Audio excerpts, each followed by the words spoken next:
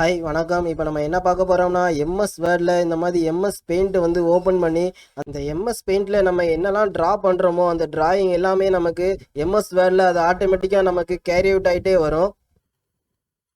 இது வந்து ரொம்பவே யூஸ்ஃபுல்லாக இருக்கும். இது எப்படி பண்ணுறது அப்படின்னு பார்ப்போம். இப்போ இந்த ரெண்டு பேராகிராஃப்க்கு நடுவில் ஏதாச்சும் பிக்சர் இல்லைனா டிராயிங் வந்து வரையணும் இல்லைனா இன்சர்ட் பண்ணணும் அப்படின்னா எம்எஸ் பெயிண்ட் மூலமாக நம்ம ஈஸியாக பண்ணிக்கலாம். அது எப்படின்னு பார்ப்போம். மெனு டேப்ல இன்சர்ட்னு இருக்கா, இந்த இன்சர்ட்டை வந்து கிளிக் பண்ணுங்க. அந்த இன்சர்ட்டுக்கு கீழே பார்த்தீங்கன்னா ஆப்ஜெக்ட்னு இருக்கும். இந்த இருக்கா, இந்த ஆப்ஜெக்ட் இந்த டவுனரை வந்து கிளிக் பண்ணுங்க. கிளிக் பண்ணோன்னா இதுக்கு கீழே பார்த்தீங்கன்னா திருப்பி ஆப்ஜெக்ட்னு இருக்கும். இந்த ஆப்ஜெக்ட் வந்து திருப்பி கிளிக் பண்ணுங்க. அது கிளிக் பண்ணோன்னா பார்த்தீங்கன்னா இந்த மாதிரி ஒரு விண்டோ வந்து ஓப்பன் ஆகும். இப்போ இந்த விண்டோவில் பார்த்தீங்கன்னா பிட்மேப் இமேஜ்னு இருக்கும். இந்த இருக்கா, இந்த பிட்மேப் இமேஜை வந்து கிளிக் பண்ணி செலக்ட் பண்ணிக்கோங்க. செலக்ட் பண்ணிட்டு ஓகேன்னு இருக்கா, இந்த ஓகே வந்து கிளிக் பண்ணுங்க. அதை கிளிக் பண்ணோன்னு பார்த்தீங்கன்னா எம்எஸ் பெயிண்ட் வந்து நமக்கு ஓப்பன் ஆயிரும். இப்போ அந்த எம்எஸ் பெயிண்டில் இந்த ஸ்க்ரீனை வந்து கொஞ்சம் பெருசாக்கிக்கோங்க.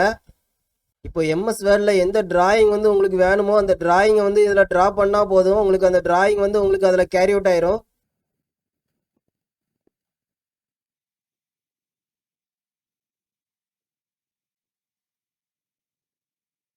இப்போ இந்த பெயிண்டில் ஏதாச்சும் பிக்சர் இன்சர்ட் பண்ணால் கூட அந்த பிக்சரை கூட நீங்கள் இன்சர்ட் பண்ணிக்கலாம்.